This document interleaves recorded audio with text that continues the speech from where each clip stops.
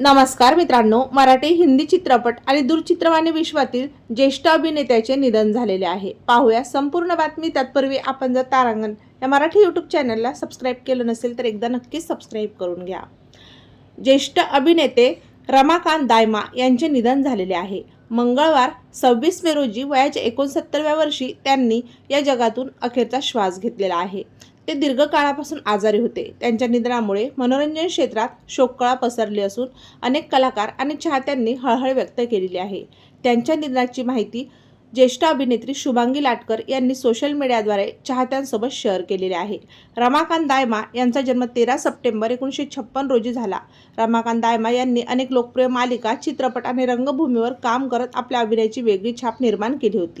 चक दे India, scam 1992 यासारख्या गाजलेल्या प्रकल्पामध्ये त्यांनी महत्त्वपूर्ण भूमिका साकारल्या होत्या। छोट्या पडद्यावरील त्यांच्या सहज अभिनयामुळे ते प्रेक्षकांच्या मनात घर करून होते। अभिनेत्री शुभांगी लाटकर यांनी सोशल मीडियावर एक भावनिक पोस्ट शेअर केलेली आहे। तेव्हा मित्रांनो, आपल्या तारांगण या मराठी यूट्यूब चॅनलतर्फे ज्येष्ठ अभिनेते रमाकांत दायमा यांना भावपूर्ण श्रद्धांजली।